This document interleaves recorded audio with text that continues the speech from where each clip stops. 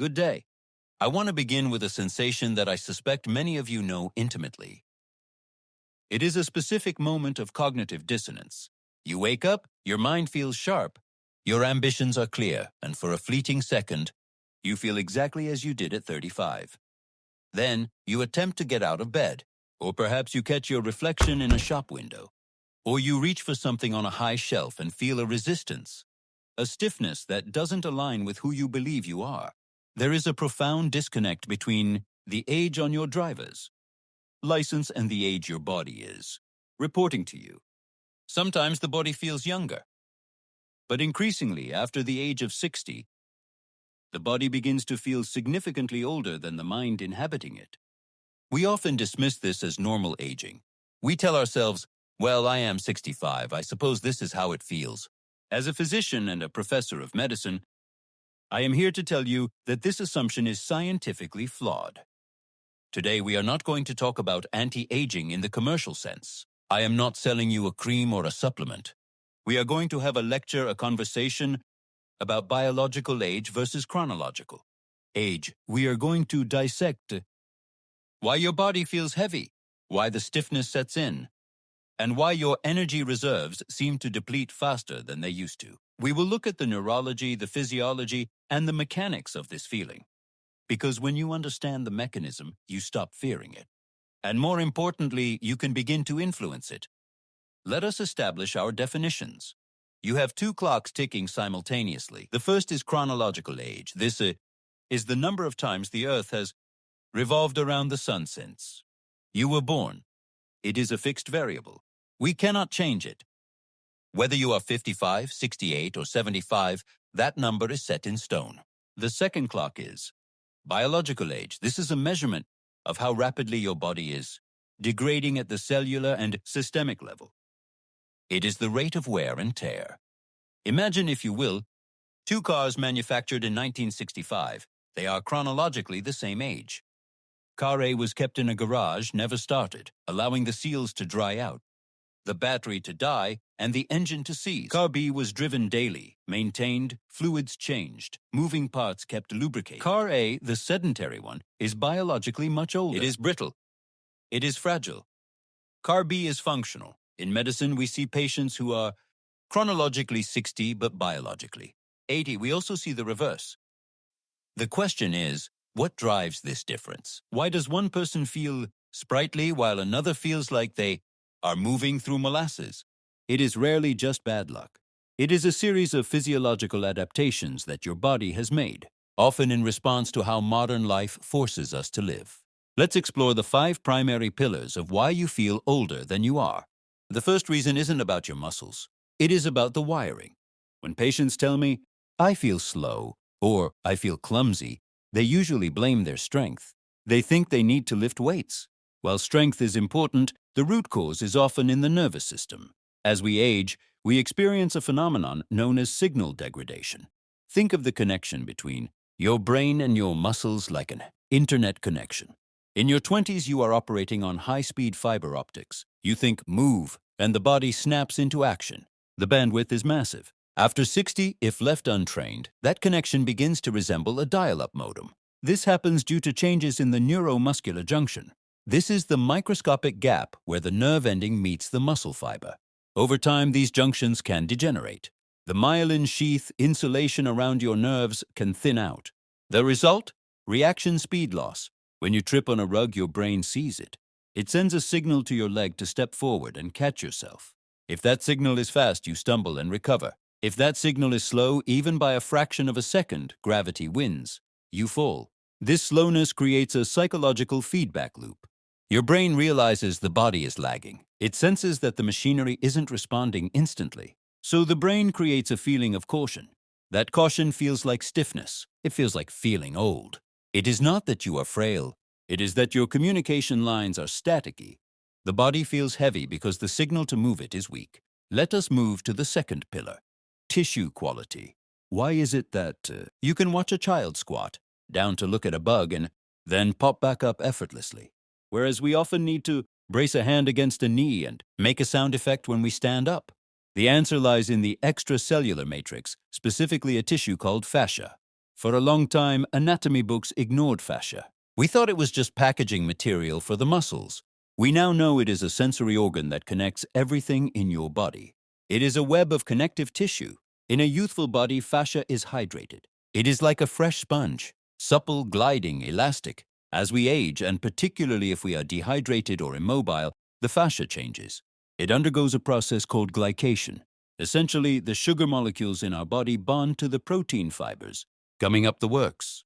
The fresh sponge becomes a dry, brittle sponge. The layers of tissue that should glide over each other begin to stick. We call these adhesions. When you wake up feeling like the Tin Man from The Wizard of Oz needing oil, you are feeling the dehydration and stiffening of your connective tissues.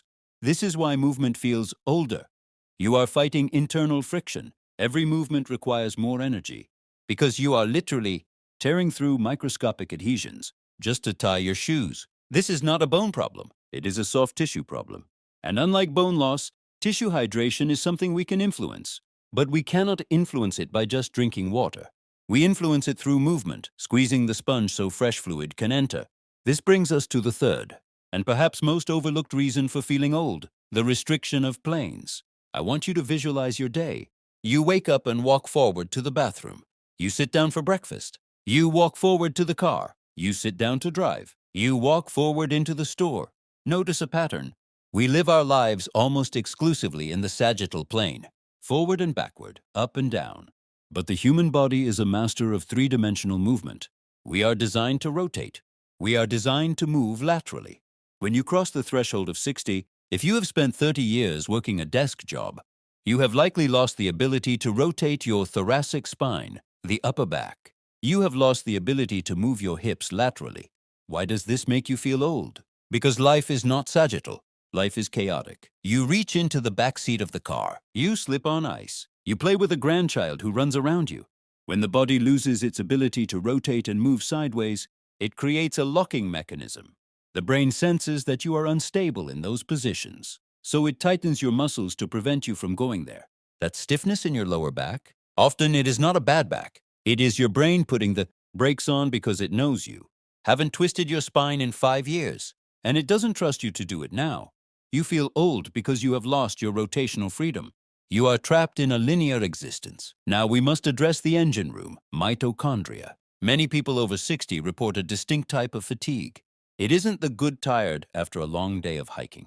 It is a pervasive, heavy lethargy, a feeling that the battery is draining too fast. This is often a result of the sedentary cycle. There is a misconception that as we age, we should save our energy. We think of our energy like a bank account. If I spend it, it's gone. So we rest more. We sit more. We take the elevator. Biologically, this is incorrect.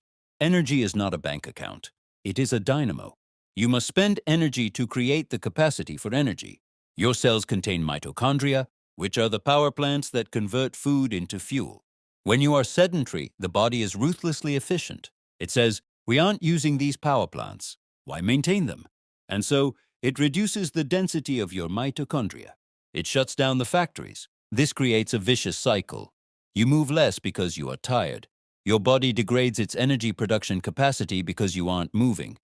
You try to move, but you feel exhausted immediately because you lack the cellular machinery. You decide you are too old for this, and you sit back down.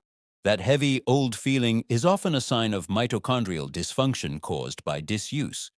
It is not that the fuel tank is small, it is that the engine has downsized itself. Finally, we must talk about the chassis of the car, posture and respiration. Look around at a standard waiting room. Observe the posture of the elderly. The head is forward, the shoulders are rounded, the thoracic spine is curved into a C shape. We call this hyperkyphosis, but let's call it what it feels like, the collapse. When you collapse your structure, two things happen that make you feel ancient. First, proprioception. This is your body's ability to know where it is in space. When your head is forward and you are looking at the ground, your equilibrium is thrown off. Your center of gravity shifts. Walking feels perilous. That tottering walk is often just a balance adjustment to poor posture. Second, and more critically, respiration. When you hunch over, you physically compress your ribcage. You cannot take a full diaphragmatic breath. You are forced to take shallow breaths into the upper chest. This reduces the oxygen saturation in your blood. Less oxygen to the brain means brain fog. Less oxygen to the muscles means fatigue. You feel old because you are essentially suffocating your own system minute by minute, simply due to the geometry of your spine. So we have identified the enemies: slow nerve signals, dehydrated stiff tissues, loss of rotational movement, mitochondrial die-off, postural collapse. This sounds grim. However, as a professor, this is the part of the lecture where I offer you the data that should give you immense hope. The human body retains plasticity until the day we die. Plasticity means the ability to change, adapt, and rewire. You can improve nerve signal speed at 80, you can increase mitochondrial density at 90, you can rehydrate fascia at 70. But, and this is the crucial takeaway, you cannot do it by going for a walk. Walking is excellent. Please continue to walk. But walking is a linear, low-demand activity. It maintains what you have. It rarely rebuilds what you have lost. To reverse the feeling of aging, we must move from movement to conscious complexity. We need to challenge the nervous system, not just the heart. What does this look like? 1. Demand speed. We must safely reintroduce speed. Not sprinting, but quick movements. Sitting in a chair and moving your feet quickly for 10 seconds. This tells the nerves, wake up. We still need high-speed internet. 2. Explore the corners. We must move sideways and rotate, gentle twists, sidestepping. We must tell the brain that the danger zones are safe again. 3. Postural awareness. We must consciously fight gravity. Every time you lift your sternum, you open the rib cage and flood the system with oxygen. 4. Novelty. Do things you haven't done. Dance. Balance on one leg while brushing your teeth. The brain thrives on new data. When you give the brain a new movement problem to solve, it acts young. I want to leave you with this thought. Aging is inevitable. The calendar will turn. But feeling old, that sensation of heaviness, stiffness, and fragility, is largely a physiological choice. It is a choice made by the signals we send or fail to send to our bodies. If you treat your body like a fragile antique that must be kept on a shelf, it will become brittle. If you treat it like a machine that requires maintenance, movement, and challenge, it will respond. You do not need to run marathons. You do not need to lift heavy iron. You need to be conscious. You need to inhabit your body fully. Don't let the calendar dictate how your biology feels. That power belongs to you. Thank you for your time.